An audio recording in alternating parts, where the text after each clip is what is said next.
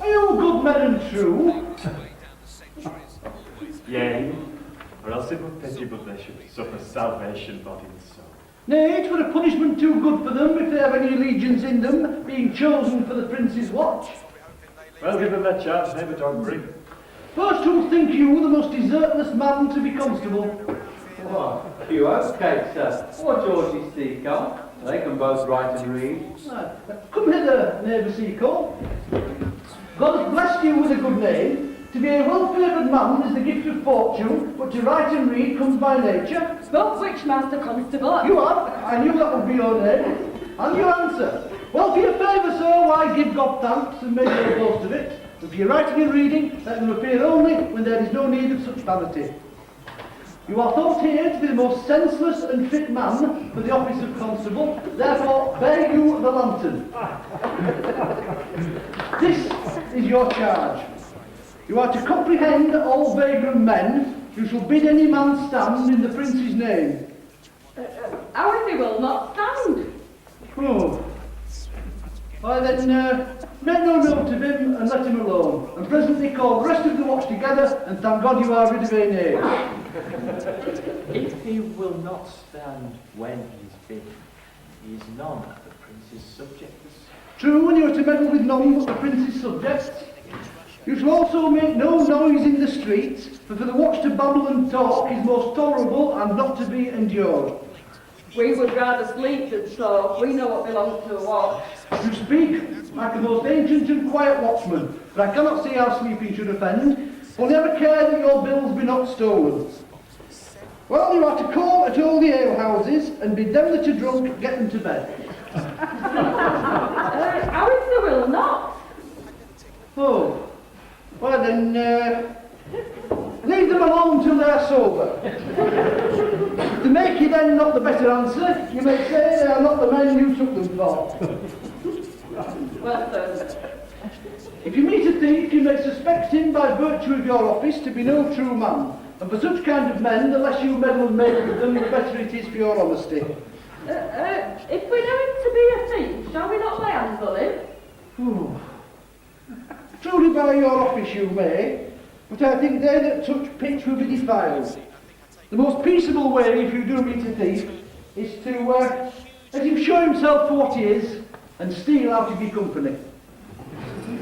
You have always been called a merciful man, Pam. Truly I would not hang a dog by my word, let alone a man that hath any honesty in him.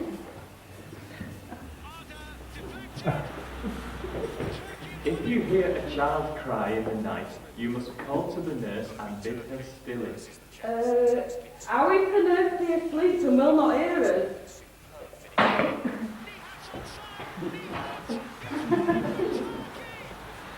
Why then, depart in peace and let the child wake her with crying.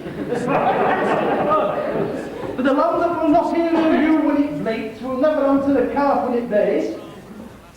It is very true. This is the end of the charge. You, constable, are to present the prince's own person. If you meet the prince in the night, you may stay. Nay, by lady, that I think she cannot. Actually, is to wonder it with any man that knows the statutes, you may.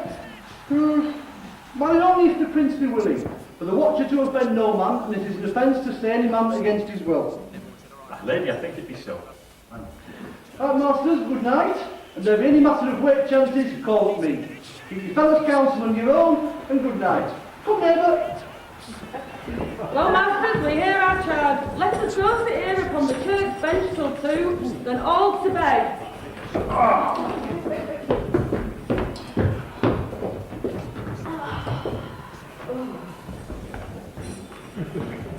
One word more on this same. I beseech you, watch about Signora Leonata's door, for there being a wedding there tomorrow, there is great coil tonight. Adieu, be vigilant, I beseech you.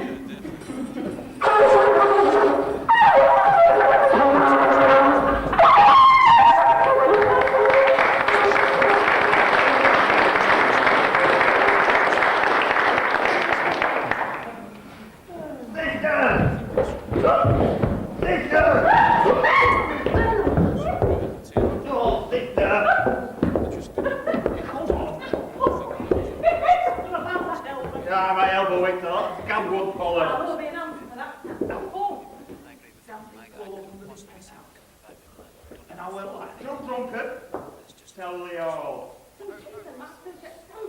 Not quite Germany and the feeling because I have tonight earned of Don John 1,000 ducats.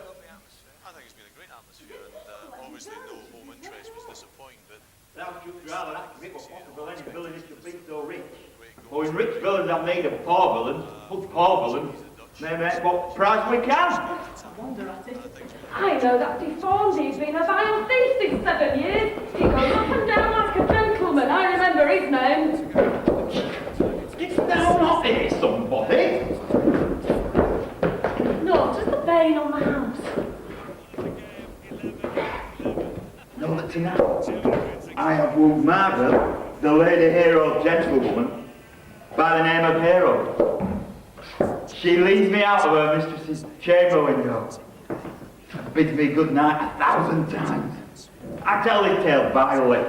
I should first tell thee how the prince and Claudio and my master Don John, placed and planted and possessed by my master Don John, so far off in the orchard this amiable encounter. Thought their Margaret was hero. Two of them did, the prince and Claudio, but the very devil himself, my master Don John.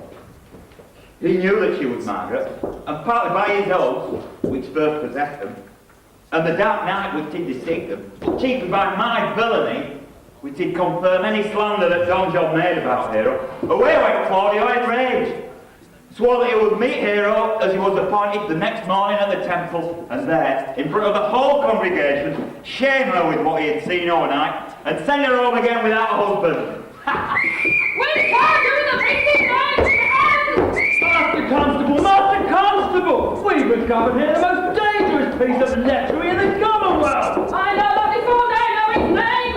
Masters! Masters! How they know he won't come forth, I warn you! Masters! The banner has to go with us! We like to throw a goodly commodity taken up with these men, Phil.